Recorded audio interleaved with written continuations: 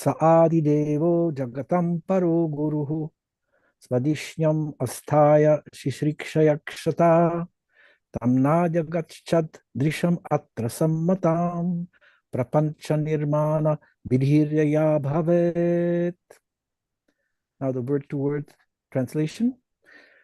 Saha, he, Adidevaha, the first demigod, Jagatam, of the universe, Paraha, supreme, Guruhu, spiritual master, Svadhishyam, his lotus feet, Ashthaya, to find the source of it, Shirkshaya, for the matter of creating the universal affairs, Nikshata, began to think, Tam, in that matter, Na, could not, Adyagachat, understand, Drisham, the direction, Atra, therein, Summatam, just the proper way, Prapancha, material, Nirmana, construction, Vidhi, process, Yaya, as much as, Bhavat, should be. Translation and purport by His Divine Grace, A.C. Bhaktivedanta Swami Maharaj Srila Prabhupada Ki Jai. Lord Brahma, the first spiritual master, supreme in the universe, could not trace out the source of his lotus seat, and while thinking of creating the material world, he could not understand the proper direction for such creative work, nor could he find out the process for such creation. Purport. This verse is the prelude for explaining the transcendental nature of the form and the abode of the Lord. In the beginning of Srimad Bhagavatam, it has already been said that the Supreme Absolute Truth exists in his own abode, without any touch of the deluding energy.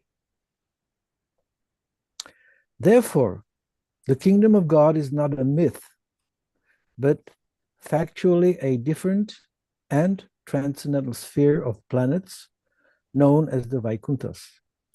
This will also be explained in this chapter. Such knowledge of the spiritual sky, far above this material sky and its paraphernalia, can be known only by dint of devotional service or bhakti yoga. The power of creation by Lord Brahma was also achieved by bhakti yoga. Brahmaji was bewildered in the matter of creation, and he could not even trace out the source of his own existence. But all this knowledge was fully achieved by him through the medium of bhakti yoga. By bhakti yoga, one can know the Lord, and by knowing the Lord as the Supreme, one is able to know everything else. One who knows the Supreme knows everything else. That is the version of the Vedas. Even the first spiritual master of the universe was enlightened by the grace of the Lord. So, who else can attain? Hello? Someone speaking? Oh. So once again, this like the last sentence. Even the first spiritual master of the universe was enlightened by the grace of the Lord. So who else can attain perfect knowledge of everything without the mercy of the Lord? If anyone desires to seek perfect knowledge of everything, he must seek the mercy of the Lord. And there is no means, no other means. To seek knowledge on the strength of one's personal attempt is a sheer waste of time. So once again, the verse. Lord Brahma, the first spiritual master, supreme in the universe, could not trace out the source of his lotus seat. And while thinking of creating the material world, he could not understand the proper direction for such creative work, nor could he find out the process of such creation. Om Ajnanatirmirandasya Jnananjana Shalakya Chakshushu Militam Yenam Tasmai Shri Gurave Namaha. Sri Chaitanya Manobhishtam Stapitam Janam Bhutale Shayamarupa Kadamayam Darati Shapadantikam. So I would like to in this wonderful verse, also read from the transcript of a lecture that Srila Prabhupada gave in Tokyo in 1972 on these specific verses. On April 30th, he was visiting Tokyo with several of his devotees, and he delivered several lectures on this 9th chapter of the second canto of Srimad Bhagavatam. So Prabhupada cites the following in his lecture after reading this verse of today. So this is the original problem. Even the greatest scientist, one who wants to discover something, it is not that somebody wishes to do something to discover it immediately comes out. No, he finds it difficult. Therefore, he makes researches how to do it. So when he is very keen and persistent, then from within the Paramatma, when he sees that this man wants to do it, so he gives him direction. Yes, you do like that. He is not actually inventor or discoverer. He is not. He tried. Man proposes, God disposes. This is a very important statement. Here is the Brahma's problem. If Brahma is self-sufficient to create, why is he in perplexity? He is in perplexity. Lord Brahma, the first spiritual master, supreme being, supreme, he is supreme, could not trace out the source of his lotus. He could not trace out where from he is born, and what to speak of other things. This is our intelligence. Now, a very nice statement by Srila Prabhupada. We do not know where from we have come, and where we have to go, and why we are suffering. And we are proclaiming ourselves MA, PhD, DAC, and so on. But we do not know where from we have come. Anyone, a scientist, any scientist, big scientist, MA, PhD, DAC, ask him that. Where from you have come and where will you go? He cannot answer. He will think that I have come from the womb of my mother. That's all. Where from you came to the womb of your mother? The father injected. Where your father got you? These answers he will give. So this is the problem. Nobody is self-independent. Everyone is dependent on Krishna. Maya Dyakshina Prakriti Swete Sacharacharam. Bhagavad Gita, 9th chapter, 10th verse. Everything. Aham Adir Hidevanam. Bhagavad Gita, 10th chapter, 2nd verse. In Bhagavad Gita, I am the origin of all the demigods. The Brahma is also demigod. Brahma is born out of the lotus stem which is grown from the abdomen of Vishnu. So he has to find out the source of his birth.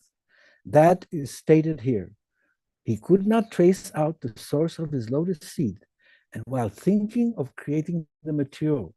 Now, he was to create. He was born, he was given birth, just to assist Vishnu to create. Then he could not understand the proper direction how to create. These are the actual problem. Everyone is trying to create. The creative energy is there in every living entity because he is part and parcel of the original creator. But he cannot create independently. These rascals, they do not know. They will say accident, necessity. What is this rascal? He has written a book. And now Prabhupada asks Pradyumna, what book? Actually, the book is a book written by a biologist, very famous biologist. He was called Jean Monod. In the 60s, he wrote a book, Chance and Necessity, in which he explains that this material creation has sprung out of chance and necessity. There was necessity, and by chance, something created. So Prabhupada immediately opposed this. Chance and necessity, if you feel some necessity and there's a chance by physical labor, the rascal does not know the chance is not the physical. The chance is given by Krishna, that you are so much anxious for this. All right, here's the way, you come on. They take it, it has taken by chance, accident. There are many chemists who are discovering many compositions, mixing the liquid in a test tube. All of a sudden, They see it has come successful. They take it as chance. So, therefore, their rascal brain cannot understand that it is the chance. It is not chance. It is an opportunity given by Krishna to you. You are so much laboring hard. All right, do it. Mata smriti jnanam apohanam, 15th chapter, Bhagavad Gita, 15th verse. In the Bhagavad Gita, I give you the intelligence. They take it as chance. There is no question of chance. There is no question of chance. When you become perplexed, you want to do something, Krishna gives you the opportunity. All right, do it like this. This is his mercy. There is no question of chance. There is nothing like chance. This is foolish proposition. Everything, just like this flower is coming. So there is immense manufacturing process. Suppose you want to manufacture a flower like this, you have to secure so many things, the color, the ingredient, the paper, the brush, so many. Still, you cannot do like this. So if your nonsense, artificial flower takes so many instrumental assistants, brain, how do you think that this has come automatically? There is brain. It is not chance. You have no eyes to see, therefore you call chance. But a devotee, he sees. He does not see this flower, he sees the hand of Krishna, how he is preparing, Krishna. Therefore, a devotee does not see anything except Krishna, because he sees the craftsmanship, hands of Krishna, how he is preparing. He sees Krishna. He does not see this flower. The rascal sees this flower and he thinks that it is coming out by chance. No chance. There is no question of chance. So this is just an expert from Srila Prabhupada's lecture on this specific verse of the second canto, 9th chapter of the Srimad Bhagavatam. And in this connection, I would also like to cite the following verses from the Bhagavad Gita, the 18th chapter of the Bhagavad Gita. Bhaktyamam abhijanati yavanyascha smitapvadaha tatumam tatvato gyatva vishate tad anantaram. That's the 18th chapter, verse number 55. Translation. One can understand me as I am, as the Supreme Personality of Godhead, only by devotional service. And when one is in full consciousness of me by such devotion, he can enter into the kingdom of God. Purport. The Supreme Personality of Godhead, Krishna, and his plenary portions cannot be understood by mental speculation nor by non-devotees. If anyone wants to understand the Supreme Personality of Godhead, he has to take to pure devotional service under the guidance of a pure devotee. Otherwise, the truth of the Supreme Personality of Godhead will always be hidden. As already stated in the Bhagavad Gita, 7th chapter, 25th verse, Naham Prakasha Sarvasya. He is not revealed to everyone. No one can understand God simply by erudite scholarship or mental speculation. Only one who is actually engaged in Krishna consciousness and devotional service can understand what Krishna is. University degrees are not helpful. One who is fully conversant with the Krishna science becomes eligible to enter into the spiritual kingdom, the abode of Krishna. Becoming Brahman does not mean that one loses his identity.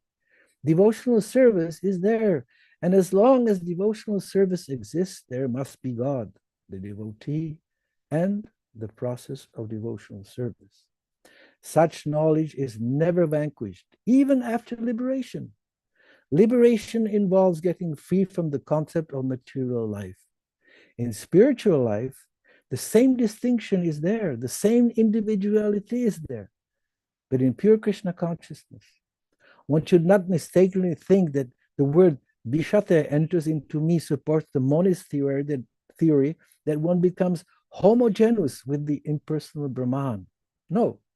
Vishate means that one can enter into the abode of the Supreme Lord in one's individuality to engage in his association and render service unto him. For instance, a green bird enters a green tree, not to become one with the tree, but to enjoy the fruits of the tree. Impersonalists generally give the example of a river flowing into the ocean and merging. This may be a source of happiness for the impersonalist, but the personalist keeps his personal individuality like an aquatic in the ocean. We find so many living entities within the ocean.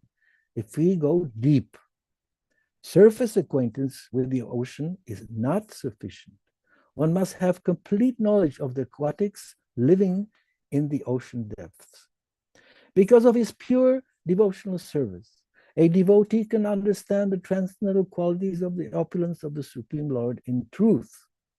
As it is stated in the 11th chapter, only by devotional service can one understand. The same is confirmed here. One can understand the Supreme Personality of Godhead by devotional service and enter into his kingdom. Just we will read quickly the 11th chapter, Universal Form, verse number 54, Bhagavad Gita. My dear Arjuna, only by undivided devotional service can I be understood as I am, standing before you, and can thus be seen directly.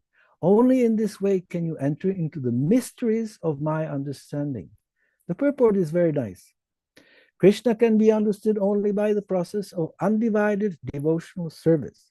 He explicitly explained this in this verse so that unauthorized commentators who try to understand Bhagavad Gita by the speculative process will know that they are simply wasting their time.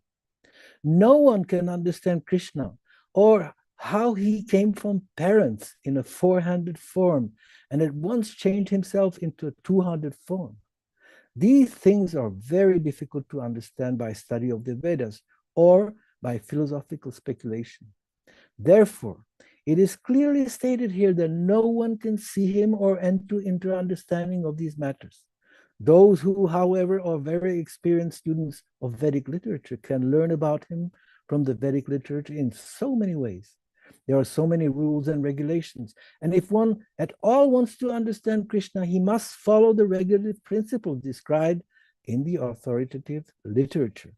One can perform penance in accordance with those principles.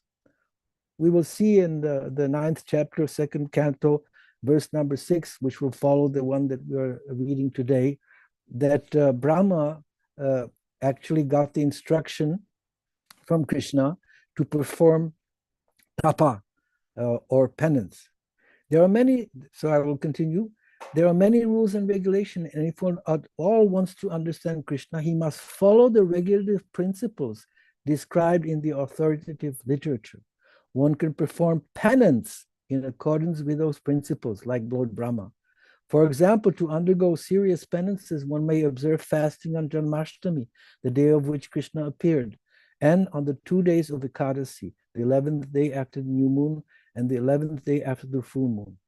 As far as charity is concerned, it is plain that charity should be given to the devotees of Krishna who are engaged in his devotional service to spread the Krishna philosophy or Krishna consciousness throughout the world. Krishna consciousness is a benediction to humanity. Lord Chaitanya was appreciated by Rupa Goswami as the most magnificent man of charity because love of Krishna, which is very difficult to achieve, was distributed freely by him. So, if one gives some amount of his money to persons involved in distributing Krishna consciousness, that charity given to spread Krishna consciousness is the greatest charity in the world.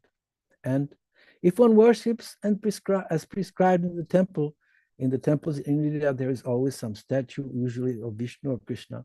That is a chance to progress in offering worship and respect to the Supreme Personality of Godhead. For the beginners, in devotional service to the Lord, temple worship is essential. And this is confirmed in the Vedic literature, Shvetashvara Upanishad, 6th chapter, 23rd verse. So the purport to this verse is quite long. I will read from other shastras. So here I will read it also what Lord Chaitanya Mahaprabhu explains to Sanatana Goswami in the 23rd chapter of Chaitanya Charitamrita, verse 13. At the end of the purport, Srila Prabhupada writes, that the devotional life is divided into two stages, sadhana bhakti and bhava bhakti. Sadhana bhakti refers to the development of devotional service through the regulative principles. That's exactly what Brahma had to do, tapa. That was his regulative principle, penance. The basic principle for the execution of devotional service is faith. Above that, there is an association with devotees, and after that, there is initiation by a bona fide spiritual master. After initiation, when one follows the regulative principles of devotional service, one becomes freed from all unwanted things. In this way, one becomes firmly fixed and gradually develops a taste for devotional service.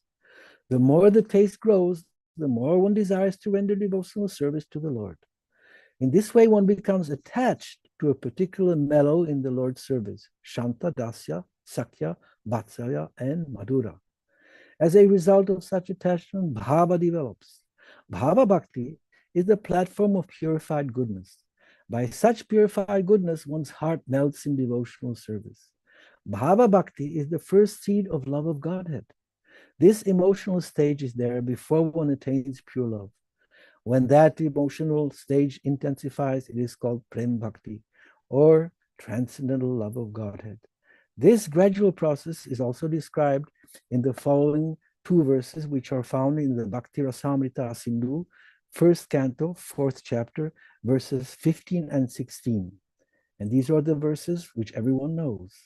Adau Shraddha Tatak Sadhu Sango Tha Bhajana Kriya Tato Nata Nirditi Syat Tato Nishta Ruchis Tataha Ata Shaktis Tato Bhavas Tata Prema Vyudan Chalit Sadakanam Ayam Premna Pradurbhavi Bhavitkramaha. In the beginning, there must be faith. Then one becomes interested in associating with pure devotees. Thereafter, one is initiated by the spiritual master and executes the regulative principles under his order. Thus, one is freed from all unwanted habits and becomes firmly fixed in devotional service. Thereafter, one develops taste and attachment. This is the way of sadhana bhakti, the execution of devotional service according to the regulative principles. Gradually, emotions intensify, and finally, there is an awakening of love. This is the gradual development of love of Godhead for the devotee interested in Krishna consciousness. So, I would just like to elaborate a little bit on the subject matter of bhakti. As we have read in this verse, it's stated that Sa adi devo jagatam paro guru svadishnyam asthaya shishrikshayakshata tamnadya gachadrisham atra sammatam prapancha nirmana vidhireya bhavet. And in the next verse, which we'll read next time, it is stated, while thus engaged in thinking in the water, Brahmaji heard twice from nearby two syllables joined together. One of the syllables was taken from the 16th and the other from the 21st of the Sparsha alphabets, and both joined to become wealth of the renounced order of life. And then the verse number 7, Nishamya tadvakri didikshayadisho vilokatatranyad upashamyananah swadishyam astaya vimrishyatad aditam tapasi ubadishtava evidutamattaha. When he heard the sound, he tried to find the speaker, searching on all sides. When he was unable to find anyone besides himself, he thought it wise to sit down on his lotus seat firmly and give his attention to the execution of penance as he was instructed. So bhakti is the essence of Krishna consciousness. One cannot attain Krishna consciousness or enlightenment, become fixed in devotional service without at the start having faith. And that is a crucial problem. We do not have faith. This is one of the biggest problems that devotees have. The main problem why we do not have faith is the association of materialistic people. When we are associating with materialists who have absolutely no faith in God, then naturally it will somehow or other infect us and infect our consciousness.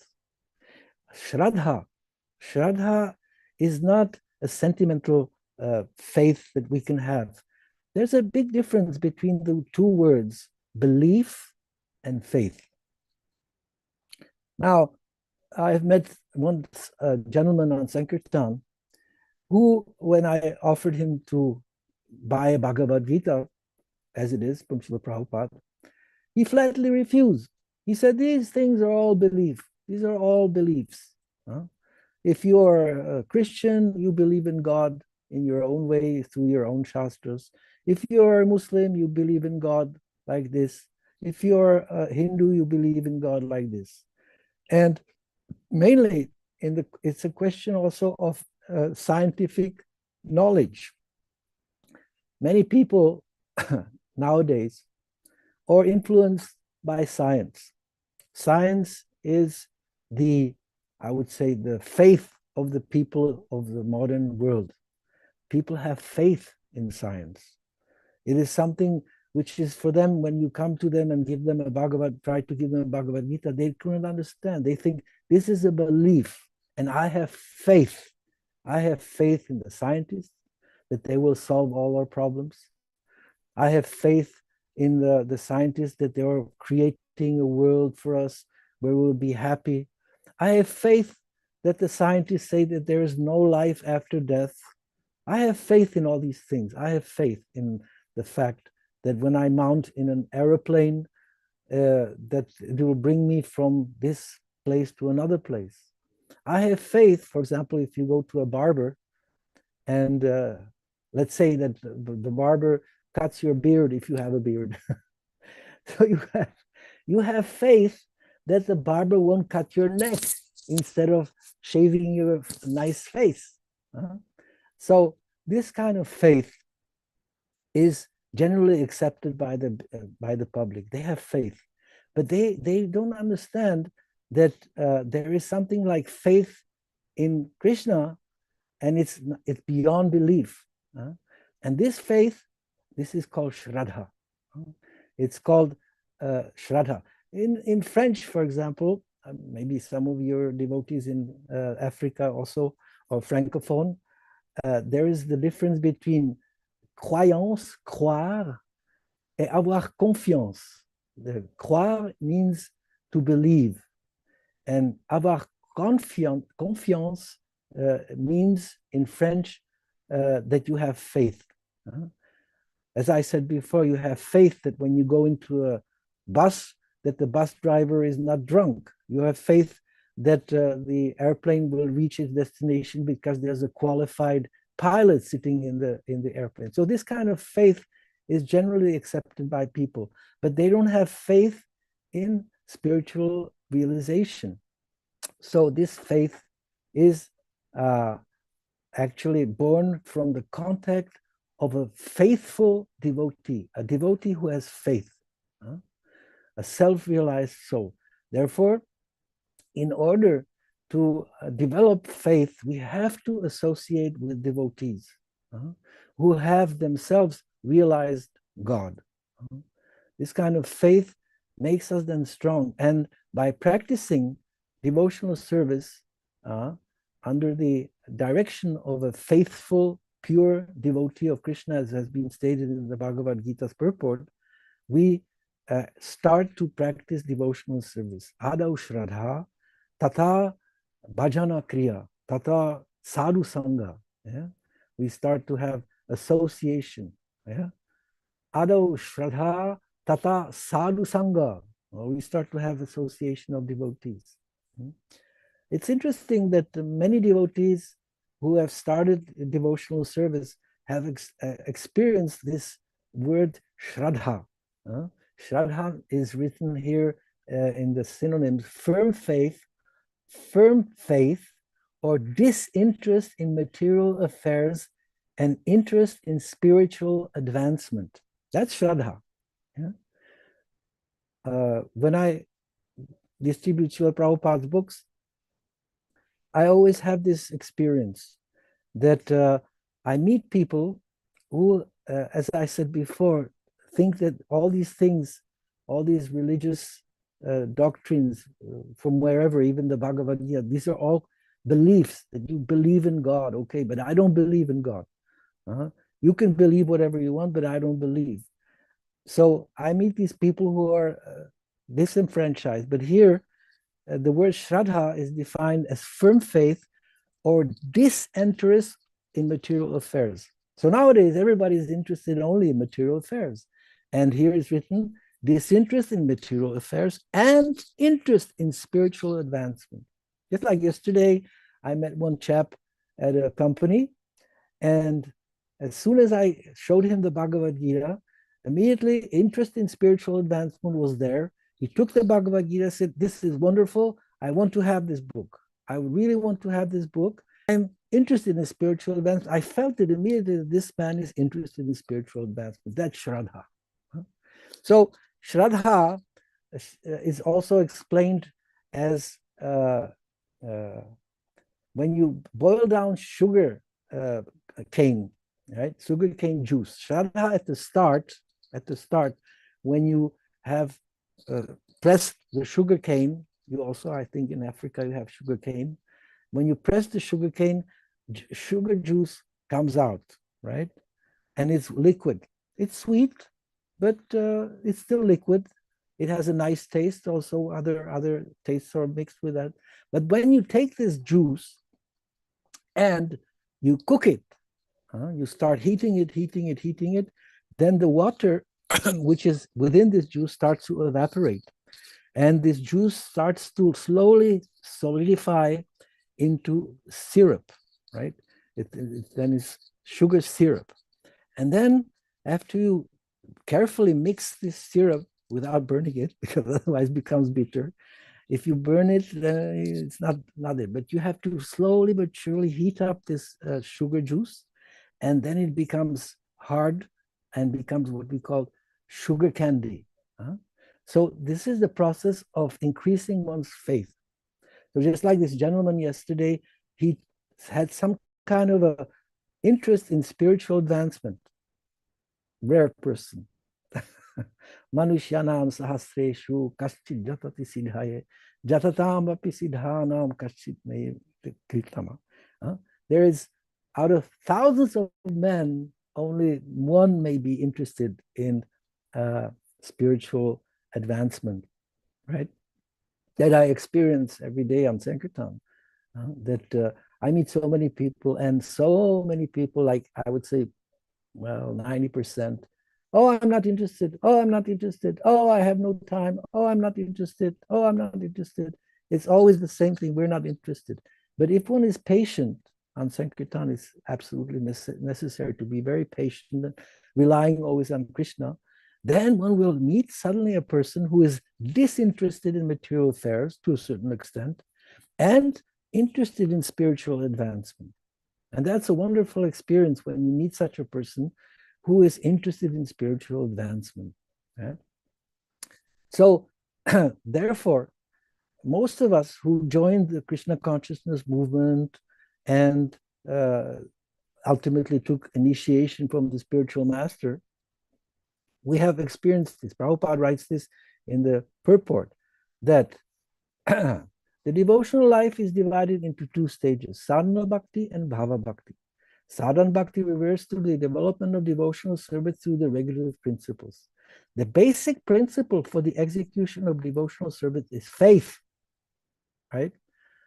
Above that, there is the association with devotees. And after that is initiation by a bona fide spiritual master. Yeah. So this is the process of increasing one's faith. After initiation, when one follows the regulative principles of devotional service, one becomes freed from all unwanted things. This is called anartha nibritti. So we have always seen that this is a big stumbling block, the anartha nibritti, anarthas, unwanted things. Yeah. First, when we join the Krishna consciousness movement, we have so many unwanted habits which we are practicing. Some of them are like, we like to eat meat, or we like to have intoxicants, or we enjoy sex life without discrimination. Yeah, these are anarthas. So by keeping the association of devotees and by becoming initiated by a bona fide spiritual master after initiation, when one follows the regulative principles of devotional service, one becomes free from all unwanted things. Anartha nivritti. Tomorrow is the appearance day of Srila Bhaktisiddhanta Saraswati Thakur Prabhupada, and he was Prabhupada's spiritual master, and he was famous for explaining to all people who met him or became initiated by him that the most important aspect of devotional service at the start is sadhana bhakti and getting rid of unwanted things which are hampering us. There's so many unwanted habits and unwanted association. So before we can actually enter into the realm of real devotional service, real bhakti, we have to get rid of these unwanted things. In this way, one becomes firmly fixed and gradually develops a taste for devotional service. So this is ruchi. You cannot develop taste for devotional service as long as you have not completely cleansed yourself from all unwanted things.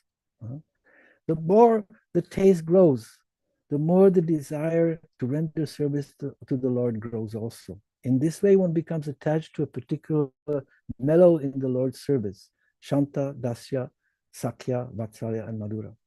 As a result of such attachment, bhava develops. Bhava bhakti is the platform of purified goodness.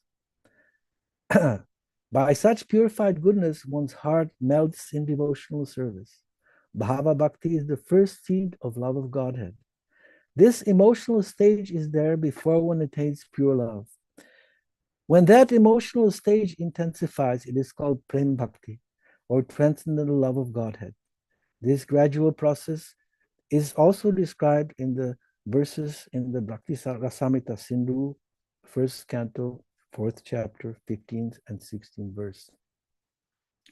So I would also like to read from the Bhakti Brahma Samhita with the purports of Srila Bhaktisiddhanta Saraswati Thakur Prabhupada, that Brahma, being desirous of satisfying Govinda, this is text number 26 from Brahma Samhita. Brahma, being desirous of satisfying Govinda, practiced the cultural acts for Krishna in Goloka, Lord of Shetadeep, for a long time. His meditation ran thus: there exists a divine lotus of 1,000 petals, augmented by millions of filaments in the transcendental land of Goloka. On its world, there exists a great divine throne, on which is seated Sri Krishna, the form of eternal effulgence of transcendental bliss, playing on his divine flute, resonant with the divine sound, with his lotus mouth. He is worshipped by his amorous milkmaids, with their respective subjective portions and extensions, and also by his external energy, who stays outside, embodying all mundane qualities. So just to today's verse. So to achieve, in the purport, Prabhupada writes, to achieve success in life, one should follow the example of Lord Brahma, the first living creature in the beginning of creation. After being initiated by the Supreme Lord to execute tapasya, he was fixed in his determination to do it. That's verse number 7 from the 9th chapter. And today's verse, this verse is the prelude for explaining the transcendental nature of the form and abode of the Lord. In the beginning of Srimad Bhagavatam, it has clearly been said that the Supreme Absolute Truth exists in his own abode without any touch of the deluding energy. I would just like to read still this verse. This is the famous verse of the first canto, first chapter, first verse.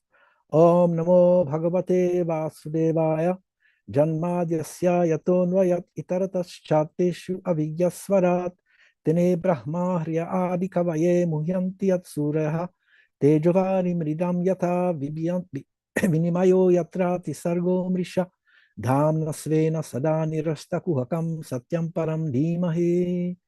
O my Lord, Sri Krishna, son of Vasudeva, O all-pervading personality of Godhead, I offer my respectful obeisances unto you.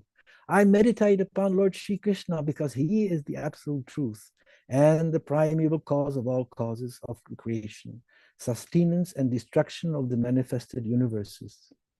He is directly and indirectly conscious of all manifestations, and he is independent because there is no other cause beyond him.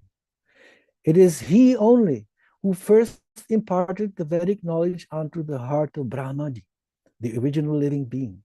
By him, even the great sages and demigods are placed into illusion, as one is bewildered by the illusory representations of water seen in fire and land seen on water. Only because of him do the material universes temporarily manifested in the reactions of the three modes of nature appear factual, although they are unreal. I therefore meditate upon him, Lord Sri Krishna, and this is the reference that Prabhupada gives in the purport, who is eternally existent in the transcendental abode, which is forever free from the illusory representations of the material world. I meditate upon him, for he is the absolute truth. So this is the reference that Prabhupada gives.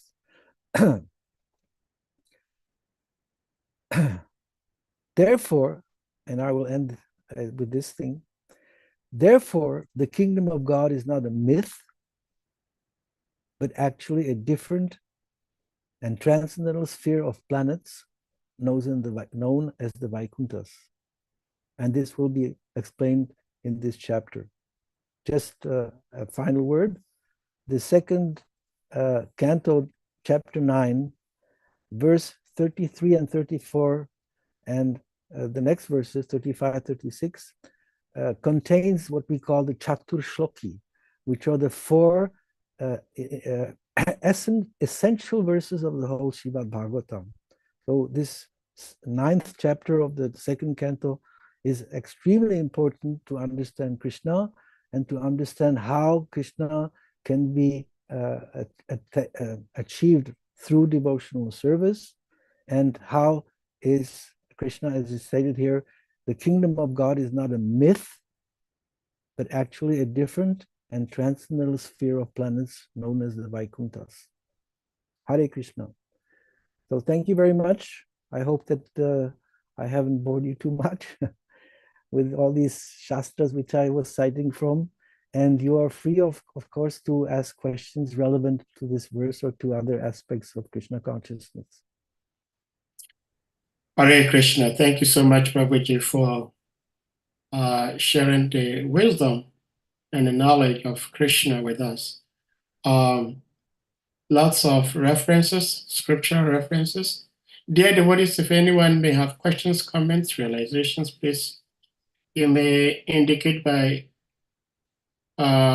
using the hand emoji or physical hand, and you'll be asked to move. Hare Krishna. Ashwini Maharaj Prabhu, please, you may go. Yes. Hare Krishna. My obeisances, Prabhuji. All glories to Prabhupada. All glories to the assembled devotees.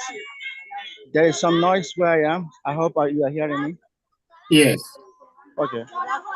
So, Prabhu, you spoke about faith. And this is a very, very complex matter.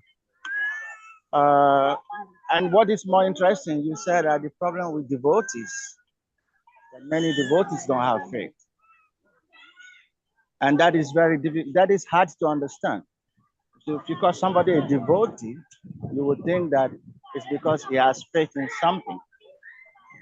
So not only in Krishna consciousness we have this problem, but we also have the same problem with the Christians and the Muslims in Africa. Maybe in the origin of this religion, maybe they act differently. And then devotees that you're also talking about, these are people who adopted Krishna consciousness. These are not people who are born into it. So in that way, we can understand that dichotomy of people called devotees who don't have faith. Now, where I'm coming to is the point that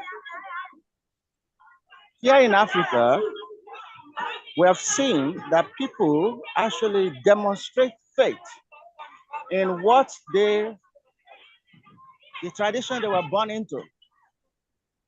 Like for instance, in the court, sometimes they ask offender to swear on oath with the Bible. They ask them whether they are Christian or Muslim, and they say, no, I'm not Christian, I'm not Muslim. So they ask them, okay, you have to swear with your traditional symbol. And they refuse. They will prefer to swear with the Bible or Quran, but not with the traditional symbol. Now, what do you call that? Are they faithless? They're certainly not faithless because they have faith. They know the power behind their traditional religious symbol. But in the Bible, many of them may say they are Christians and Muslims, and they will easily swear with Bible and Quran. They don't care. But the same people give them the symbol of their tradition, and they will be scared to hell. They will not do that. So how do you describe this when we are talking about faith? Hare Krishna. Hare Krishna. So I would say my answer would be the following: that it's almost a contradiction, but many people have faith in their beliefs, right? They have faith in their beliefs. They don't have the faith which we call here Shraddha. Shraddha is, as we've seen in this definition, I will once again maybe go to this, that Shraddha means disinterest in material affairs and interest in spiritual advancement, right? So there's a gulf of difference between faith and belief. Belief is usually inherited from our social and cultural background, which means, I would say, when I meet people here in the Christian countries, Europe, most of the people who are without any belief, like that gentleman who I met, he said, I'm not interested. I have faith, yeah? In his words, faith, it's not Shraddha, which we're talking about. His faith is that the science, the modern world, democracy, scientific research, that will bring progress to mankind, that will save us from the problems of poverty, that will save us from the problems of war, pestilence, etc. They have faith in science because they see it works, right? And I also given the example of faith in the mundane sense of the term, that when you go to a barber who will shave your you have faith that this man will not cut your throat. Otherwise, you wouldn't sit on the seat and let him take his, sharp knife to shave you. You have to have some kind of faith. But we're not speaking about this kind of faith. We're speaking about the faith, as Prabhupada writes in the synonyms here, that disinterest in material affairs and interest in spiritual advancement. This is a different thing. Therefore, we see many people with traditional beliefs, African traditional beliefs, with a belief in the Quran, with a belief in the Bible, right? Or let's say belief in science. These are all beliefs, and the people have faith in these beliefs due to various things. One of the aspects is, as I said, the cultural and social background of these people. In Africa, you have many traditional beliefs, and they were not supported, or I would say written down in some kind of a shastra like the Bible or the Quran. Yeah, and you have said rightly that many people refuse to bear faith or witness at the court on their own traditional beliefs, but they are okay to put their hand and say, I swear on the Bible, I swear on the Quran that I will speak the truth and nothing but the truth. So we're speaking of the beliefs that people have.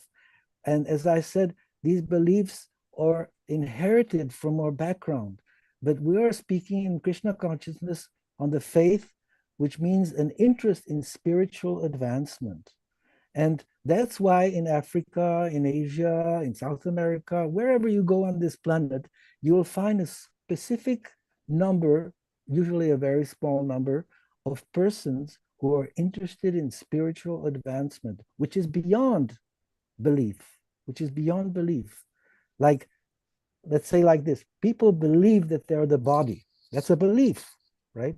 They don't have faith that they're the material body, but they believe that they're a material body because their parents tell them they're the material body. Their teachers tell them they're the material bodies. Their politicians tell them that they're material bodies. And they think, I am Hindu, I am Muslim, I am Zulu, I am this tradition, I am that tradition, I am black, I am white. And they identify with this material body. That's a belief. They believe that they're a material body. But there are all people around this world who are interested in spiritual advancement. They know that there's something different than this material body. And that is called Shraddha. Yeah? And by associating with devotees, sadhu sangha, and by becoming initiated by the spiritual master and performing bhajan kriya, which is here written performance of devotional service to Krishna, surrendering to the spiritual master and being encouraged by the association of devotees so that initiation takes place. I mean, you have devotees who are now listening or attending this lecture. You have, many of you have become initiated by a spiritual master. You have a spiritual name. You know, having a spiritual name is not everything, of course. Sometimes devotees, as you have stated in your question, that there are even devotees who don't have much faith, right? Or their faith is very, but they think, okay, I have a spiritual name, so I have faith. But when it comes to it, to really have faith in spiritual advancement, I don't, money talks. I need money, so I have to work and I have to cheat and I have to do this and that. And for example, I was telling my father at the start when I joined Krishna consciousness that Krishna will take care of me, right? That's faith, But some people have initiation, have their name, they know the Shastra, they can cite, but they think, oh, Krishna will not take care of me. So this is a question of faith. So back to your question, it is a fact that in the whole world, there's so many people who believe, who have faith in their beliefs. It's not that they have faith in spiritual advancement, but they have faith in their beliefs because their parents gave them this faith in their belief, because their teachers, etc., their priests in the church or their imams at the mosque, they gave them faith in the belief. You have to be faith, you have to believe, yeah. And then if you are a faithful believer, that's you combine these two, you're a faithful believer in the Quran, you're a faithful believer in the Bible, etc. So this is not the Shraddha which we are talking about in spiritual advancement. Hare Krishna. Thank you, Prabhuji. Shumavara Prabhu, are you okay? Or we go with another person? That's all right. Thank you. Thank you. Hare Krishna. All right. Thank you, Prabhuji. Prabhuji, I also have a question on this same faith. And like Shumavara Prabhu was saying, it's kind of complex subject matter.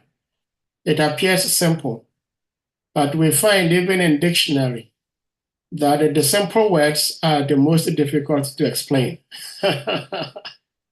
So this faith, Shraddha, you were emphasizing that one way of having this faith is having association with devotees. We've seen that sometimes people may have association with devotees, and sometimes even very, very serious and advanced devotees. Yet, at some point, like Srila Prabhupada will say, they bloop. And to me, I'm thinking if somebody bloops from ISKCON, it could mean that that person was faithless. He did not have the faith that Krishna is the supreme personality of Godhead, and Krishna can do and undo anything he wants Krishna to do for him. So what do you say in regards to a devotee who have had association with devotees, sometimes very advanced devotees, and yet even challenges the position of Krishna, that Krishna is not the supreme personality of Godhead? Well, there are several reasons for that. One of the reasons is Vaishnava aparat. Yeah, that's one of the major reasons. When we join Krishna consciousness, we are so humble. We are just so small in front of all the other Vaishnavas, and we're thinking, oh, all these Vaishnavas, they're such advanced souls, and I'm the newcomer here, and I have to be humble and simple and vanchakalpa, and etc. And we're not offensive, right? But then we stay 1 year, 2 years, I don't know, even longer, 10 years, we can become like, a little bit proud. Pride comes before a fall, it's called. And we start making offenses towards the Vaishnavas, devotees, for whatever reason it is, And that causes many times the loss of faith, right? That's one of the aspects of.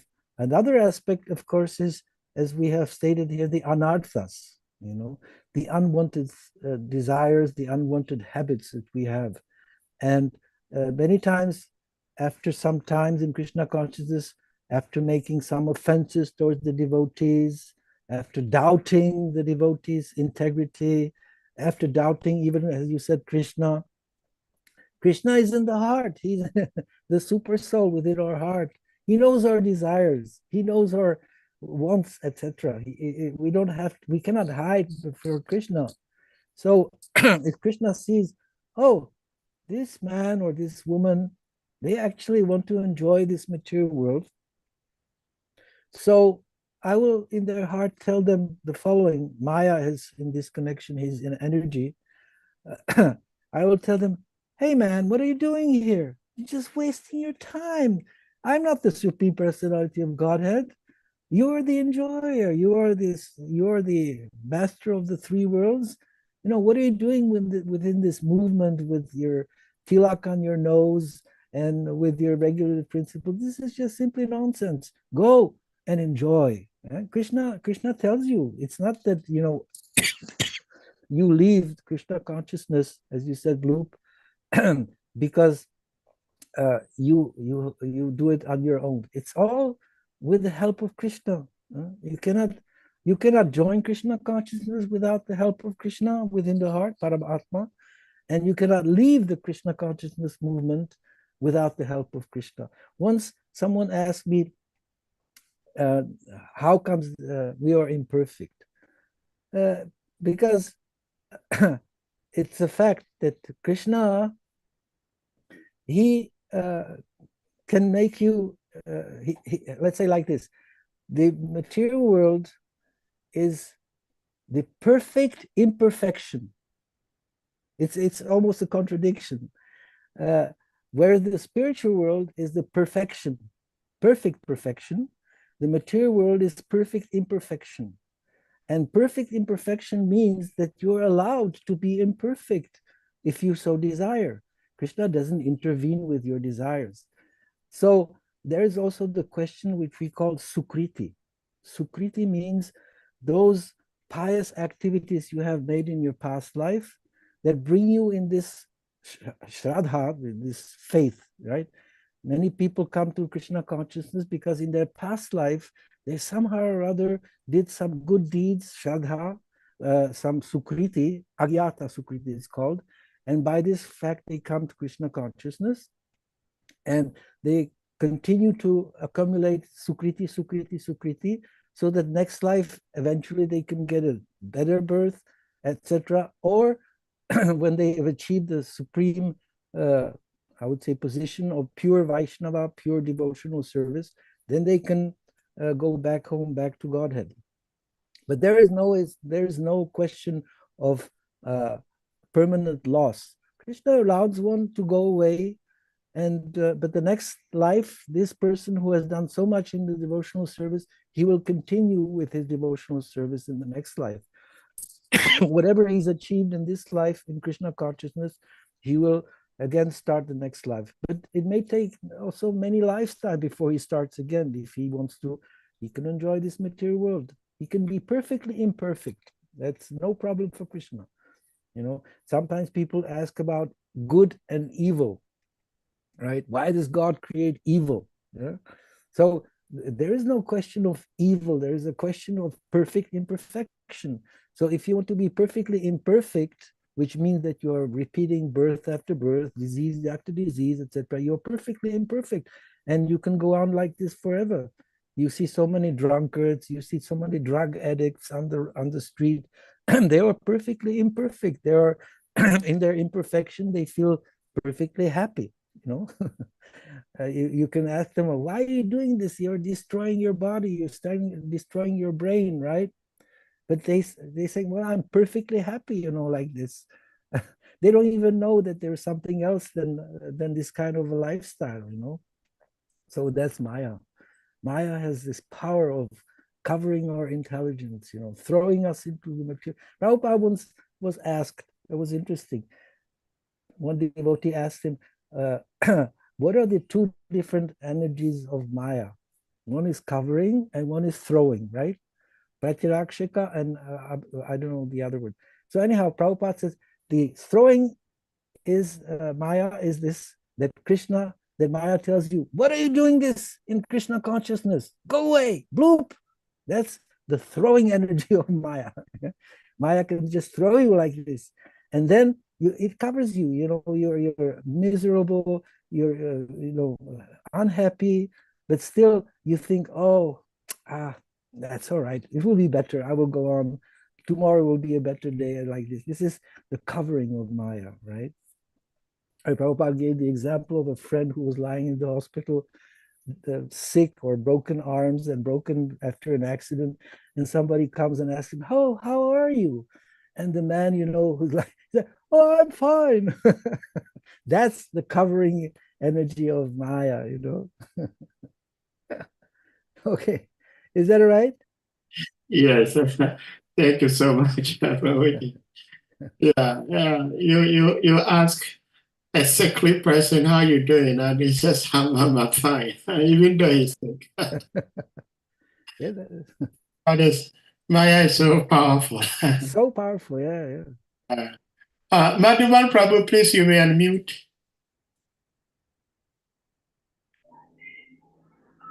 Hare Krishna Prabhu, all glory unto your lotus feet, all glory to the Prabhupada, all glory to the temple of the devotees. Thank you very much for today's lecture, giving us time and the enlightenment you've been giving us. The first text is the greater that told us that in 1855. I don't. Maybe you can speak a little louder. I don't hear you. Okay. Hare Krishna Prabhu. Can you hear me better now? Yeah. Oh, okay. In the Bhagavad Gita text 55, Krishna stated categorically, he said, Bhakyamam, Abhijananti, Yavanya Jasmine Tatrata, stating that only by devotional service can he be understood as he is.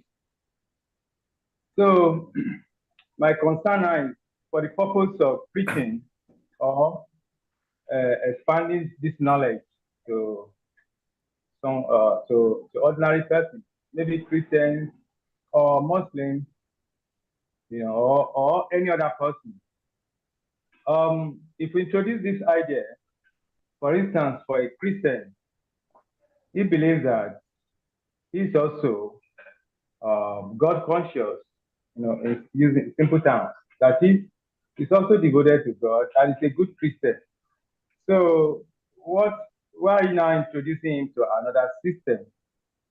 He believes it's okay. So whereas Krishna has said that only when we get to this platform of devotional service, that is the highest, and that's how we can know him in truth. So how do you convince this type of people generally, that they still need to engage in devotional service to become fully conscious or perfect? Hare Krishna. So, Did you get this question, Prabhuji? more or less, I think that the question was that people who are of different religious creeds, they Yeah. also have faith. And the question is, how can we more or less like try to convince them about our philosophy, etc.? Isn't that? Yeah, and again, he was saying it that Krishna is saying in 1855, like we Yes, put yes. screen, that he can only be understood by devotional service. Mhm. So if we as devotees are telling other people of different religious faiths or schools of thought that whatever you're doing, if you are not practicing devotional service, it's almost impossible to realize God. And this sometimes can create friction. It's like you're trying to say mine is better, yours is bad. You have to come join me. How do you approach a situation like that? Yes. So there are two different kinds or three different kinds of devotees.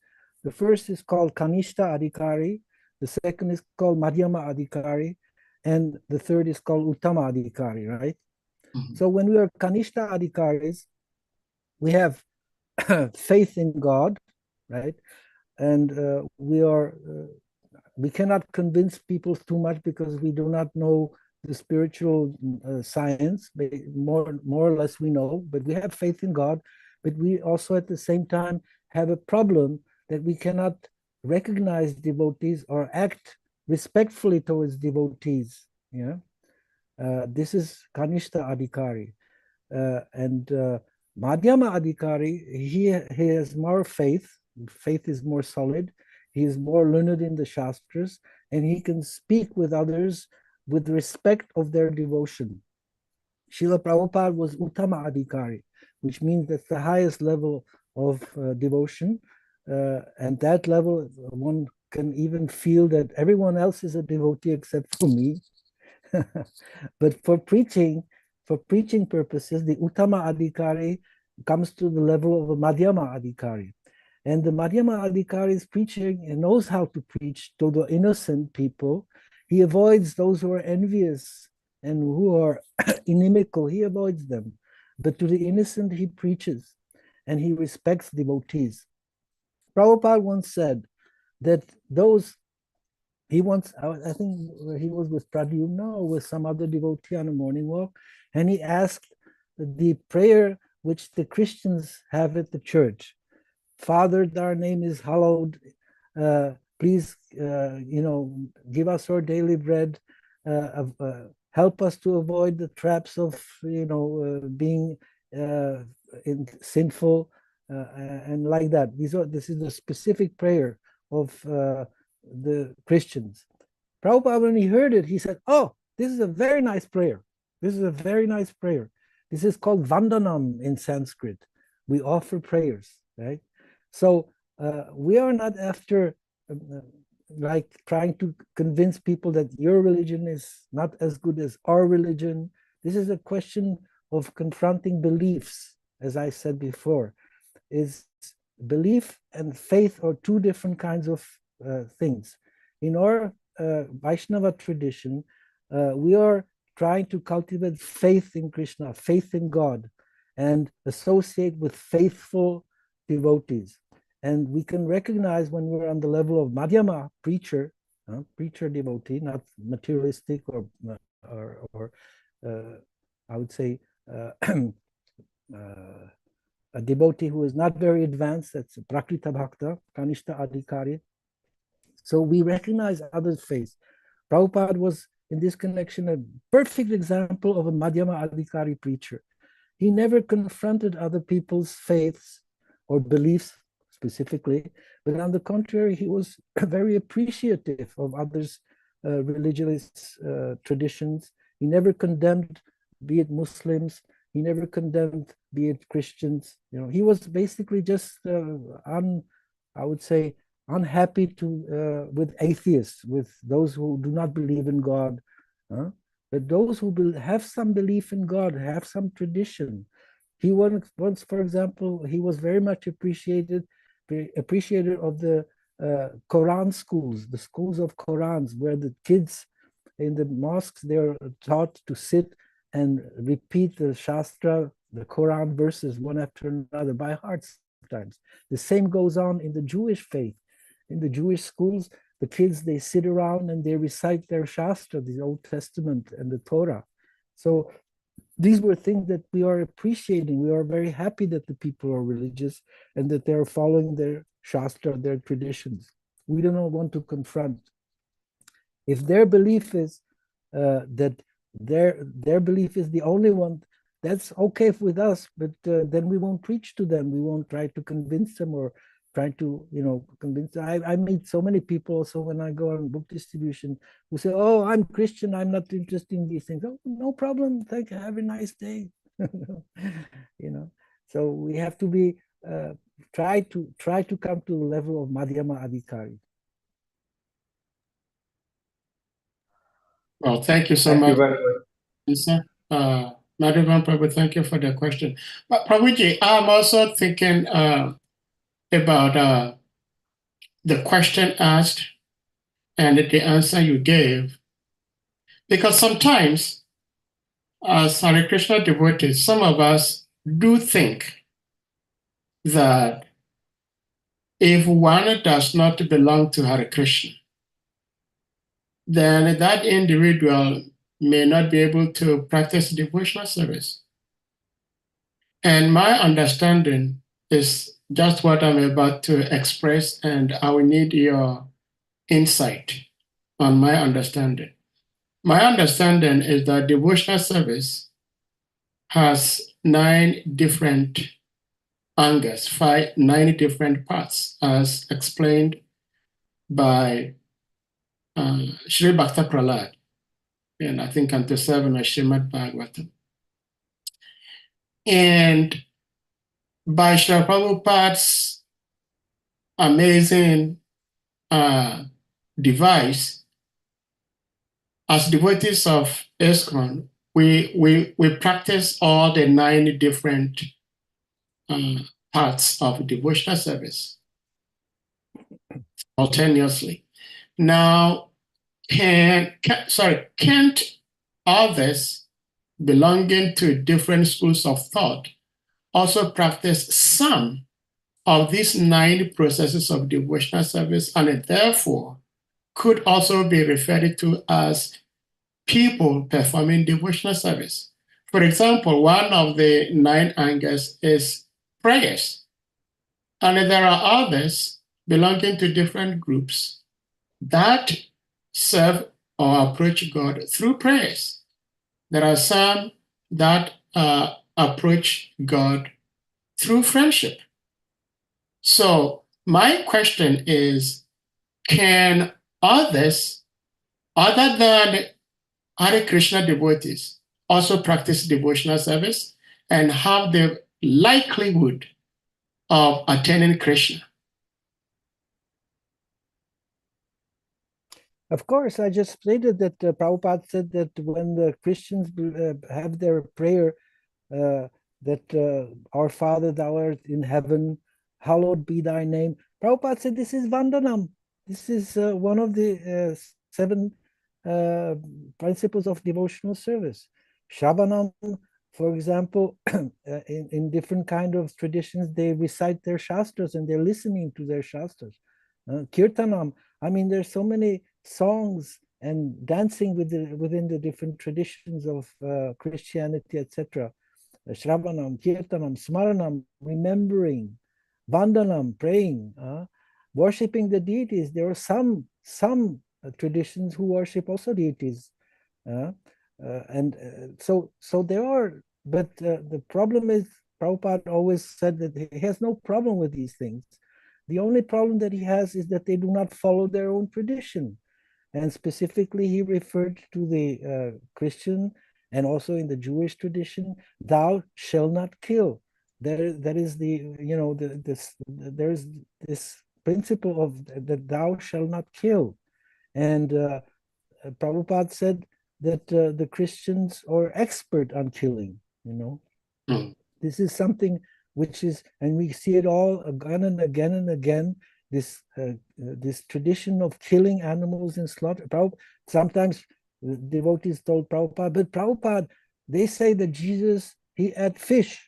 And Prabhupada said, so Jesus ate fish because there wasn't anything else in the desert to eat. They're in the Palestine, it's a dry country, and but he never encouraged to open industrial slaughterhouses, right? So that's something which is heavily against their own tradition, the opening of slaughterhouses and killing of cows, the industrial killing of cows, which is absolutely obnoxious, So that was the only thing that Prabhupada was referring to, that they should follow their own tradition. It's not that we are against their tradition. On the contrary, we are happy when people have a religion and they believe in God and they have their specific ways of worshiping God and remembering God and singing about God, etc. This is very good. Prabhupada always approved of that. That's the Vaishnava tradition. The Vaishnavas are not thinking that they're better than the others. On the contrary, they think that they're worse than the others.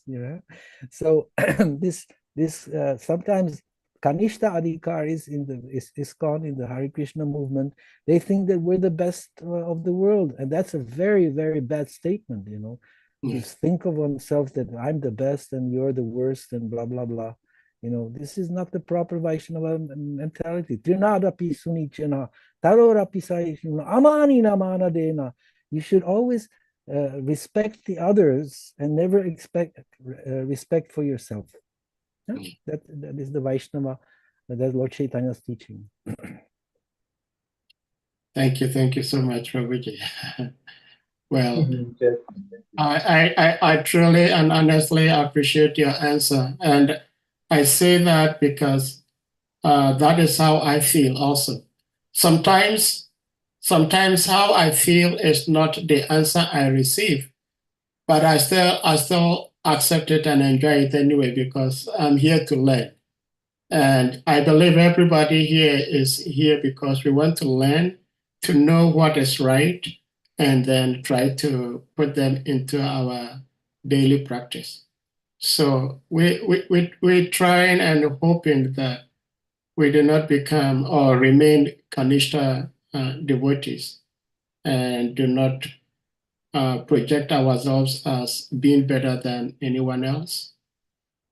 Dear devotees, if anyone has something to ask, please do before Prabhuji leaves. It's quite late. Hare Krishna, I think Prabhu Govinda's hand was up. Oh, okay. Shri Govinda Prabhu, please, you may unmute. Thank you, Madhya Shoda.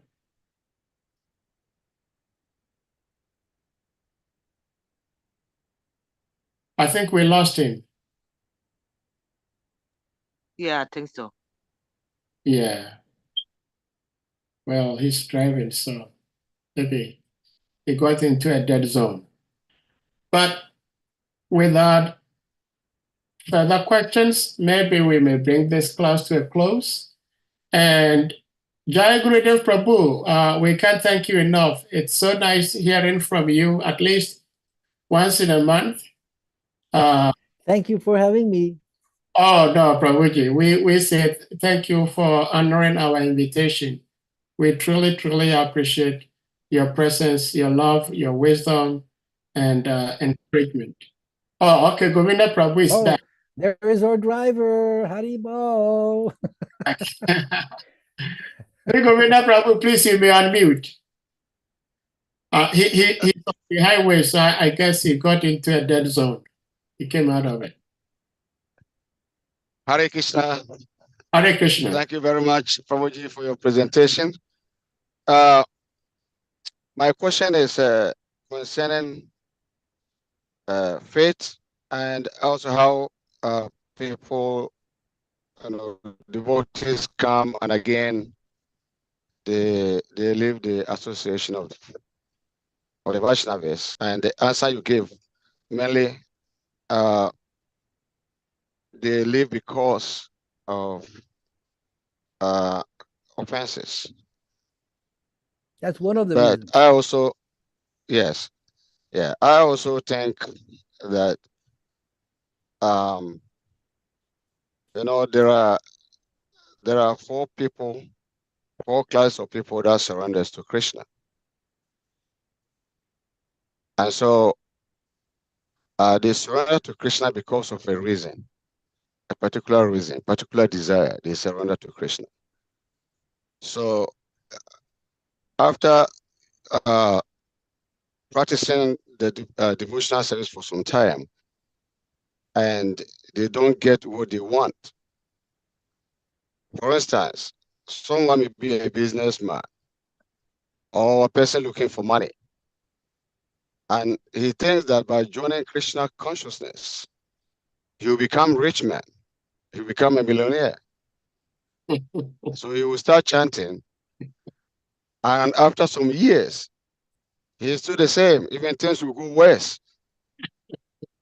Then he will start thinking, okay, let me go and then chant Om Namah Shivaya. Let me go and try this, let me go and try that. And for that reason, he will leave. And so people are coming with different desires, and Krishna, being the Supreme Personality of Godhead, knowing exactly what is good for you, sometimes your desire may not be good for you. So Krishna will not fulfill that desire. And because of the impatience of such an individual, he may leave. So this is my thought. And then again, we speak about self-realization.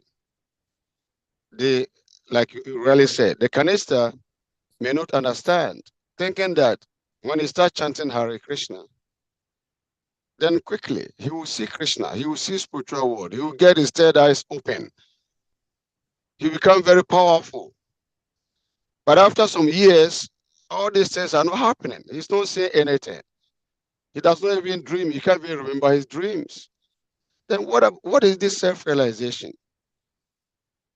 And for that reason also, he will leave and then go and join maybe Divine Light Mission, thinking that joining that movement, quickly he will see the light. So these are my thoughts. What do you think? You're absolutely right. As I said, offenses to Vaishnavas is one of the reasons, but the reasons that you've cited are, of course, also valid naturally. The fact of the matter is that basically when it comes to Krishna consciousness, if one is distressed, if one is in need of money, if one is inquisitive, or the fourth is if he is searching after the Supreme Personality of God, after Supreme. So, but the question is also faith, and not only faith, but the surrendering process. We do not surrender. We approach Krishna. We live with devotees. We put tilak on our nose. We dress in dhotis and saris, and we go to the programs. But we are not surrendered. And the main problem is that we do not chant the Hare Krishna Mahamantra sincerely and hear, or we do not follow the four regulative principles. So these things are hampering us in surrendering to Krishna. Surrendering to Krishna is not a question of externals, it's a question of internals, right? The best example of this surrendering process is Draupadi. When Draupadi was being insulted by the Kauravas, and they were pulling this sari from her, she was holding on to the sari, you know. So because she actually wasn't surrendered to the fact that Krishna will protect her, so she was holding on. But because Dushashan was strong, he was pulling on this sari like anything. And at a certain point, Draupadi just threw her arms up and said, Krishna, Govinda, please save me. That is surrendering process, you know. So this surrendering process is something that we are sometimes missing. You know, we come to Krishna consciousness, we practice chanting, but we're not attentive, or we just make offenses, nama aparad, yeah. And if we make offenses towards the holy name, then naturally our faith in Krishna and in the process will become weaker and weaker. Yeah, I have seen many times this problem when one of our my godbrothers, he decided that Krishna consciousness is not for him anymore, that he wants to do something else. And he was a guru. He was initiated. He had initiated so many devotees, you know. And at a certain point, he just decided this is not the process I want to follow, and he told goodbye to his disciples and have a nice time. I'm going to I'm my own person. I'm going to follow my own path, right? Many of the devotees who had this spiritual master as their guru were shocked. And once I was at a temple, and one of the devotees, he started to practice what's it called, yoga and astrology. And he told me openly, he said, well, bhakti doesn't work, so at least this astrology works. So he was sort of like, you know, following now the astrology instead, or like you said, the divine light mission. Or many also, we had one god brother, even Srila Prabhupada was still on the planet, if I remember well. He left Krishna consciousness and he converted to Islam. He became a Muslim, right?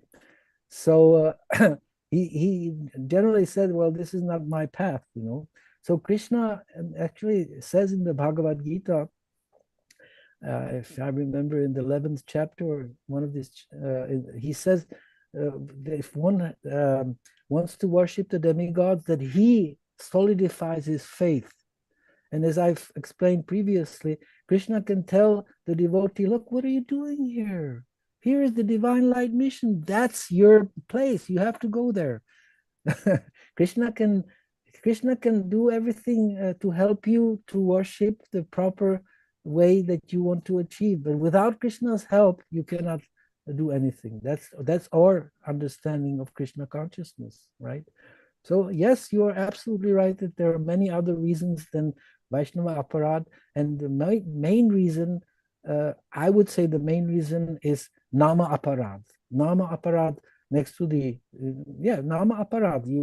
One of the offenses towards the holy name is to offend the devotees who have dedicated their life to spreading Krishna consciousness.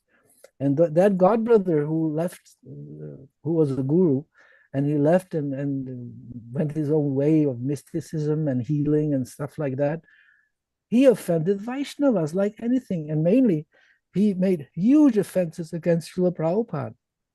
He became so proud. He thought, you know, who is Prabhupada? You know, I'm better than Prabhupada. I know better than Srila Prabhupada. You know, that was an offense towards the holy name. And therefore, when he chanted the holy name, there was no result. On the contrary, Prabhupada said we must guard against the offenses, just like when you're watering, you are watering the plant of devotion. If you're making offenses, you are also watering the plant, the weeds. The weeds will choke. They will choke the plant of devotion at a certain point. Yeah? But whatever you have achieved in this life in devotional service, you will again start in the next life, or whatever, whenever you are ready, This is an asset which will never be destroyed. That's something which is very nice about Bhakti Yoga. Hare Thank Krishna. you very much. Thank you, Prabhuji. And my last question is about the question Sadi Prabhu asked. This Prabhu asked, and Sadi Prabhu commented with the same question, and you gave a very beautiful answer. But what I'm thinking is this: that devotees are very gentle, devotees are very respectful, devotees are supposed to be humble than a blade of grass. But upon all this quality that we try to imbibe, we also try to preach. And preaching means that one feels he's better than the others. That's why he's preaching to them. And actually, in actuality, that is what it means. It means you know better, and so you are trying to preach. But that is not actually also the meaning of preaching. That you've seen the light and you try to give the light to people. But otherwise, it also shows that you know better, and so you are preaching. But the question I have here is this: if we are convinced that the Bible, the Quran, and the teachings that is given is bona fide, of course, it's bona fide, and it can take people to Goloka Vrindavan. It can take the practitioners to Vaikuntha Loka. If you have that conviction, then why are we still preaching to Christians and Muslims and try to give them Bhagavad Gita? And then when we meet and then we are talking about this, then we try to act as if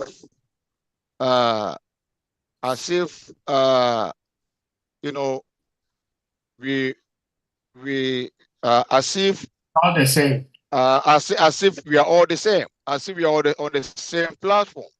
So if we are on the same platform, and again we go to them and try to tell them that this is something higher, then is that not hypocrisy? I have a confusion here. Why, if we know definitely this person is a Christian, then I think we should not preach to him.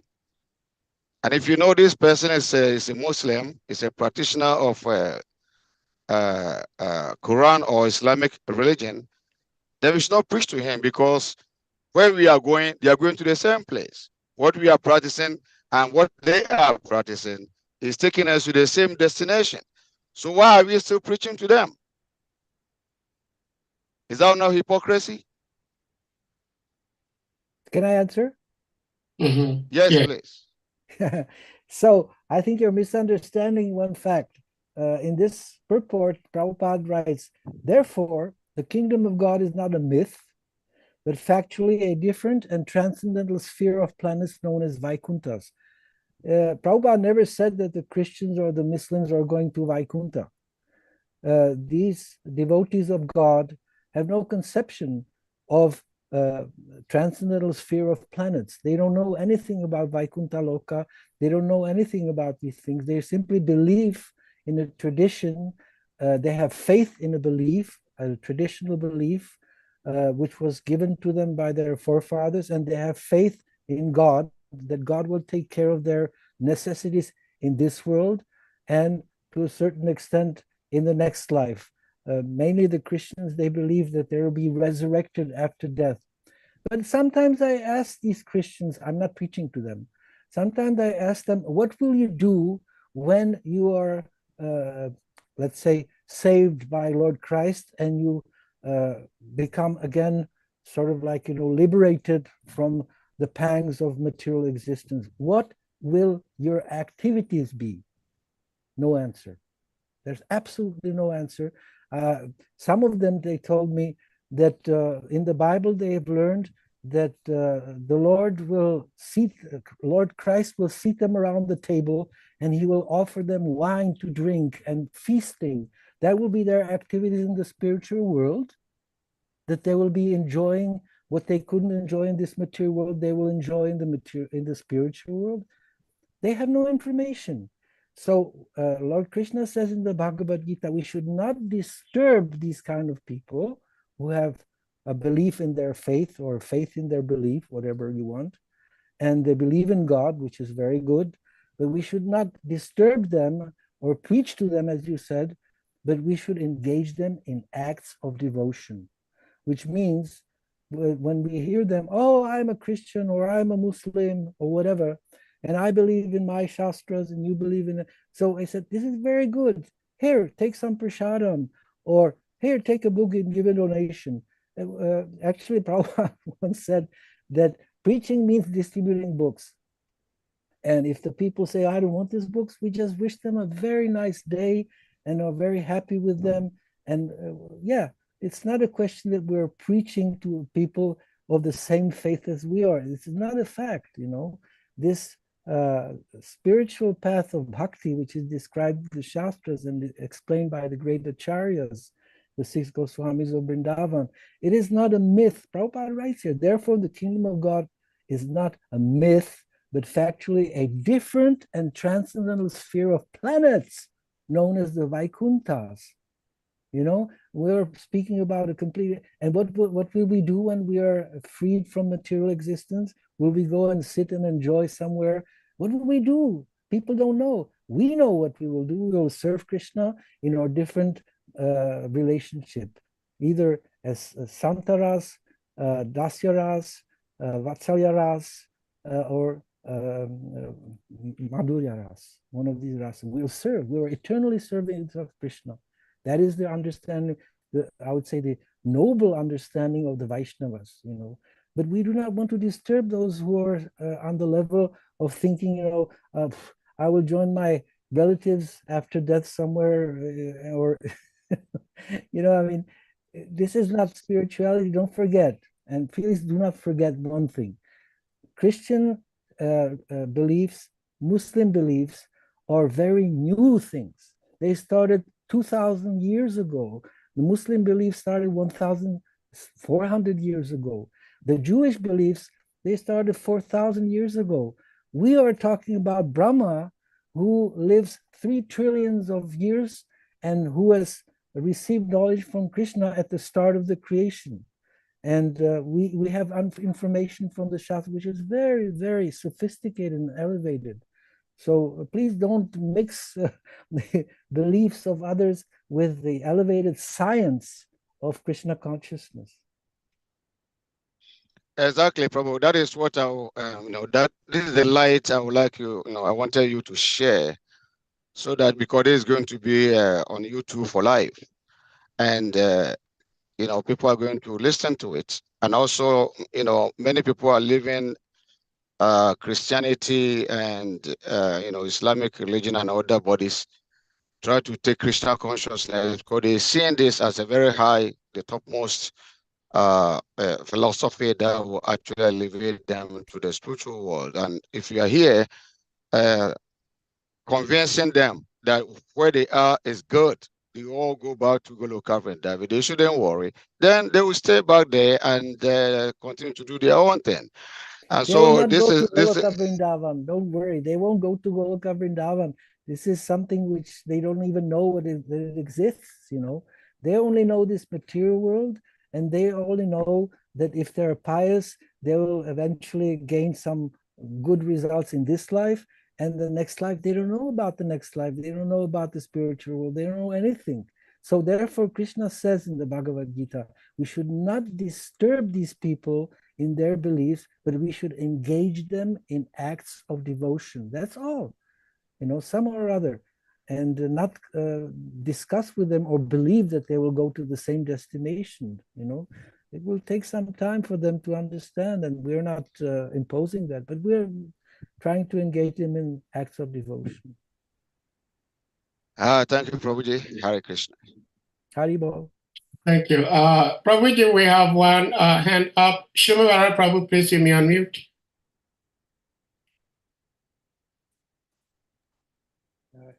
Hare Krishna. Hare Krishna, Prabhuji. Actually, I wanted to make some contribution. Then later on, I just thought maybe I should keep it to myself. And then Govinda Prabhu's last question made me feel that I may still have to say something. Thank you very much, Prabhu. You actually give us as much as possible on this matter.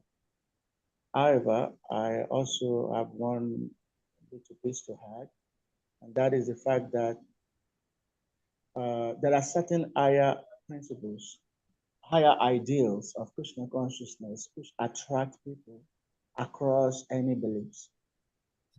And Srila Prabhupada said, if you are a good Christian, if you're a good Muslim, then you will appreciate Krishna consciousness. Those who are actually practicing Christians and practicing Muslim, who are really into it and understanding their philosophy, then they will not have problem accepting Krishna consciousness. That is how some of us were attracted. So these higher principles and ideals of Krishna consciousness is not something like magic, but it is simple. Prabhupada put it clear. Everyone is attracted to love, and our Krishna consciousness is about love of God, and that love of God, it's better described in the Vedic scriptures, up to the point of having God as your lover. That is not found in most places. The different type of relationship. Maybe just one way of we are children of God, or we are servant of God. Just one way kind of relationship. But in Krishna consciousness, we have very deeper understanding of relationship with God. Which attract people. And last point, not the least, but just one other principle that actually attract people to Krishna consciousness is the understanding about afterlife. This also cut across all kinds of beliefs. People want to know what really happens after life. And only Bhagavad Gita is very distinct and very clear about afterlife, telling us that we are not this body, we are the souls, and the soul, goes on transmigration from one body to the other. This truth is not known in many other cultures as deeply as it is presented in the Bhagavad Gita. So there are these higher teachings and higher ideals which cut across beliefs, but and which can attract anybody from any religious platform into Krishna consciousness. And that's what makes the difference, because once people get genuine knowledge, then they know that my heart belongs here. So there's no question of being hypocritical in preaching to them. There's no question of trying to say that we are the best. Just that these things are there that people can appreciate. And Prabhupada said it. A good Christian, a good Muslim will appreciate Krishna consciousness. And one of our guru also said something similar.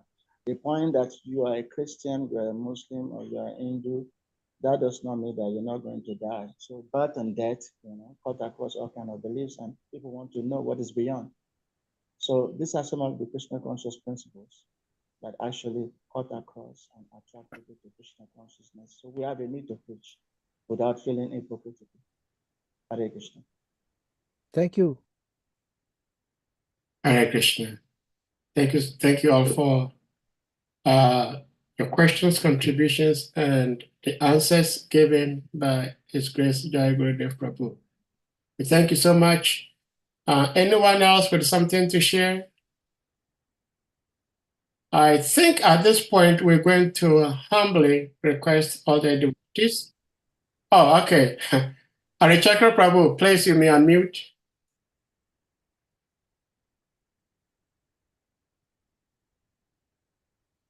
Hare Krishna. Prabhu, Hare thank you Krishna. very much. Thank you very much for your elaborate explanation about all these philosophies and about the question Govinda Prabhu asked me. Before I ask my question, I want to make this point. Like most of the time, what I realize is that most devotees, when we are trying to compare Christianity or Islam with devotional life, with Krishna consciousness, sometimes we take somebody who is on a very lower level of Christianity, and we use the understanding of that person to compare what we are doing now. Meanwhile, in Prabhu's deliberation, I think Prabhu made it clear that even in our path of devotional life, we have three types of devotees. The canister, who is very low. Then, but everybody is encouraged to at least come to the level of Madhya. So if we have these three levels, why don't we think that those levels are also existing somewhere? Like in the Christian world, in the Islam world, because I remember back home in Ghana when I used to do radio programs, there was this Christian priest that we had a program and we were supposed to talk about love. And the way he explained love, all the three levels of the races, the five major races, he was explaining it vividly, deeply. And I was amazed because I didn't know where he was getting the message from. So my point is, well, if we want to compare, if we want to talk about Christianity or Islam, then we should as well know take those who are on the top, on high level of Christianity, to discuss with these things, that whether they are on the right path of devotional life or not. So now my question is, assuming someone calls himself a Christian, but he imbibes this deeper aspect of love, does it mean that because he's just the mere fact that he's a Christian means that he will not be able to come to the level of devotional service, the type of devotional service we are talking about? Or what is your take on that, Prabhu? So my understanding is, I will put it like this. When I was distributing books in Austria many years ago, I used to go to monasteries of the Benedictines and or the other denominations of the Catholic monks. And I used to have very nice discussions with the head priests, abbots of the monasteries. And many of them were extremely appreciative of the bhakti level of our movement. And specifically, I sold them the whole Srimad Bhagavatam and Sri Chaitanya Charitamrita, which they were very happy to receive and put in their libraries to study. And we found a common language. Naturally, the common language is love of God. The whole purpose in the Bhagavatam is stated that the highest form of religion is the one which allows us to develop love of God. And these people who are of different faiths, of different traditions, Christianity, Islam, whatever, they have, if they develop love of God, we're very happy, and we encourage them, and we feel humble and with being in their association. And I think that we understand each other very nicely and share our love for God, and that's the purpose, you know. And we are in the tradition of the Gaudiya Vaishnava Sampradaya, and this Gaudiya Vaishnava Sampradaya is teaching people how to love God. And if someone who is a Christian or a Muslim loves God, we are very happy that he loves God. And our love of God is maybe expressed in a different matter than they are, but that's okay. Loving God means loving God. Loving God means loving all the living entities which are part and parcels of God, including animals. I remember I went to a Benedictine monastery. I sold the Bhagavad Gita to the abbot, and he invited me for lunch. So I went into the refectory to have lunch with all the monks, and he was sitting right next to me. So they served us a plate, and there was some salad, some potatoes, and a sausage, meat. And I sort of like took a little bit of the salad, a few potatoes, and I didn't touch the sausage. And this abbot of the Benedictine monastery, he told me, "Oh, you do not eat meat?" And I told him, "No, I don't eat meat." And then he looked at me and said, "That's very good. we used to also live like that. We also used not to live, we used to live like this. We didn't eat meat either. so, so that was one very nice experience I have had with this Christian people. So no, we don't want to discuss or defeat or belittle other faiths and other beliefs. On the contrary, wherever we see love of God, we are very, very happy and thankful to them. But we shouldn't try to boil down the relation between their beliefs and their tradition to us, making it sort of like, in this, it's called in English language, it's called syncretism. We are not a syncretic movement, which we're trying to like, for example, there was one of our gurus who unfortunately also went a little bit astray. And finally, he's not amongst the living now at this point. And he installed in his temple a deity of Lord Christ. And he dressed all his devotees, who usually wear traditional Vaishnava attire. He dressed them as monks. He put them brown things, and he made ladies also into sannyasinis, monks. And so that we call syncretism, and this is not authorized in our tradition, at least. Yeah, just you know.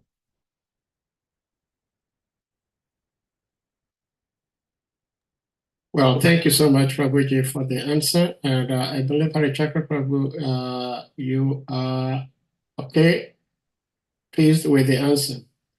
Yeah, Hare Krishna. Well, I wanted to share that my understanding is that as devotees, when we go out to preach, we try to encourage people to accept that there is God and we all are supposed to serve him. Now, people may not know who that God is, but we can show people that this is God. Whereas most people, they're worshiping God, but they may not be able to point or describe how God looks like. But we can, by the mercy of previous. But like Prabhuji was saying, we also do that with humility. We do not say that we have this, and so if you don't know, just keep quiet and listen to me. Of course, devotees in general, we don't do that. But there is this wonderful devotee, Vayasaki, Prabhuji, your god brother, Jai Gurudev Prabhu, your god brother, the famous Kirtaniya. He went to Ghana, West Africa, recently, just about 4 months ago. And he was interviewed on one television station. And he was asked whether if someone not belonging to Hare Krishna, if such a person belonging to another religion dies, whether that person can go back to God.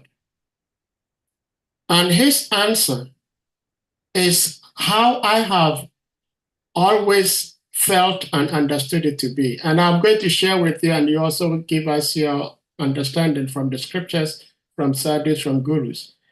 And Vayasaki Prabhu's answer was that no one can tell whether somebody went to heaven, went to God, went to this, went to that after the person dies. It is just that we as humans, from human emotions and sentiments, we look at how somebody lived his or her life, and therefore we say, because this person lived his life this way, lived her life this way, he went back to God, or he went to heaven, he went to hell, he went this. That is, someone going back to God is up to Krishna. Because none of us can do anything to force Krishna to send us back home, back to Godhead. But we also know that Krishna has told us that if we do this, if we do that, he is going to call us back home.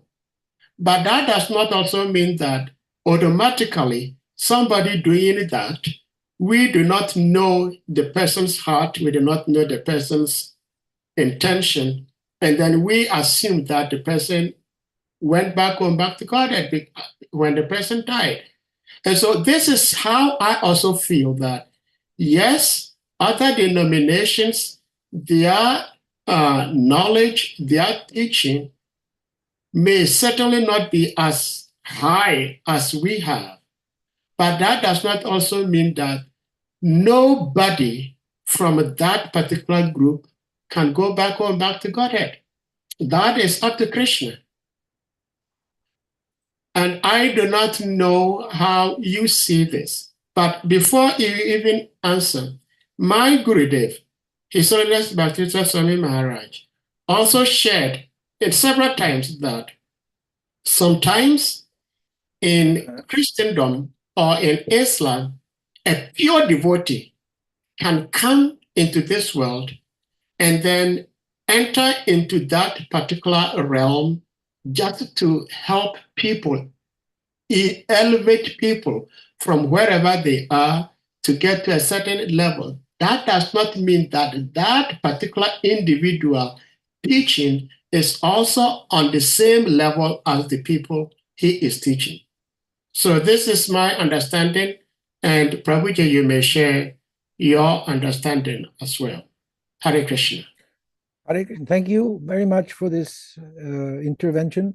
I would just mention this verse, Karmana Daiva Netrena Jantur Deha Upapatti, that one's next life is determined by one's karma, and Daiva, which means the higher authorities, Yamaraj. And we're not the ones who are Daiva. We are not the higher entities. We should not forget that there are higher living entities than we are. Yeah, they're called the demigods, and they're specifically Yamaraj, who is the god of death, who determines our next life. Yeah, karmana, by our activities, daiva netrena jantur deha upapati, that our next life or next body, deha, will be determined by the acts, not by the thoughts or beliefs that we have in this life, but by the acts, karmana, daiva netrena, and by the supervision of the higher authorities. Now, the problem is many people don't believe in higher authorities. They think that we're the only ones. We're living here on this planet Earth, and above us, there is no other living entities. This is something which people do not understand. But the Vaishnava Acharyas, therefore, have described all these truths in various, stated in the verse, Nana Shastra Vicharanam Kanipunau. That the six Goswamis has studied all these shastras, Lokanam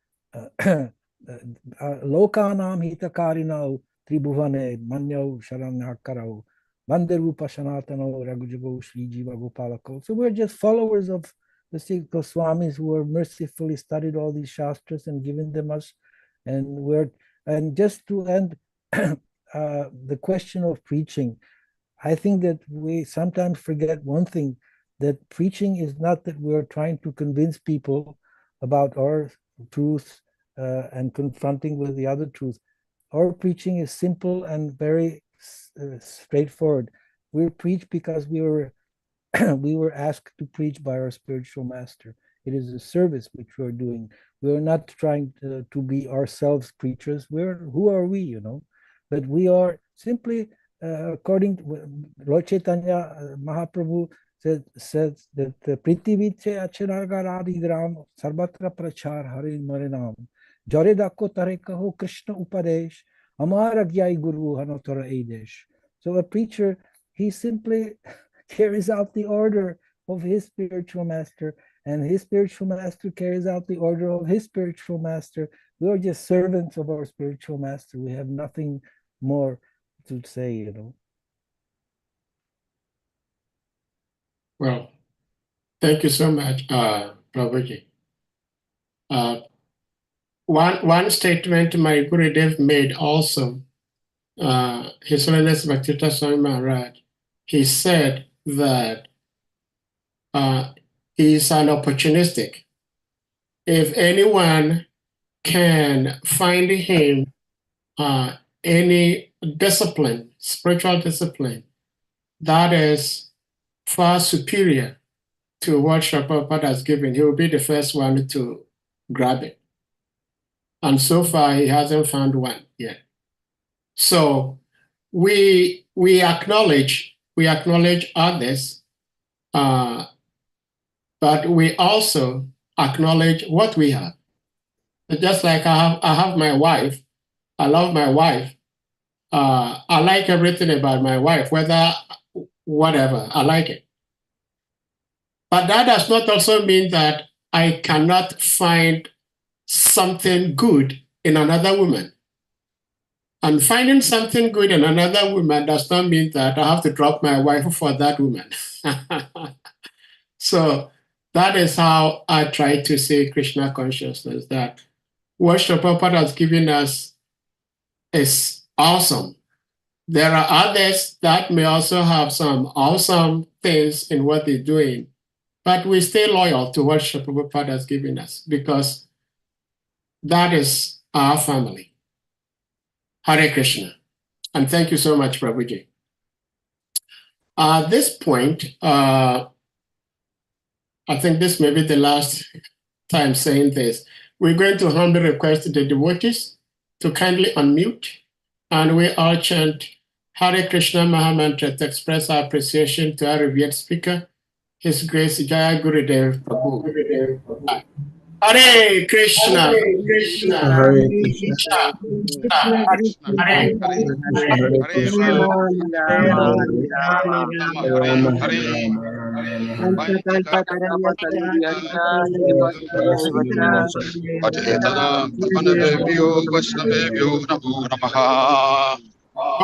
His Grace Jaya Gurudeva Prabhu ki Vaishnava devotees ki jai. Jai, jai, jai, jai, jai. Hare Hare Krishna. Hare Haribol. Hare Krishna. See, there was one comment Harichakra Prabhu made, which I find very, very interesting, because if we look at Kanishtas in Christianity, Kanishtas in Islam, then we're going to conclude that, oh, they Can are... you off the YouTube? Yeah.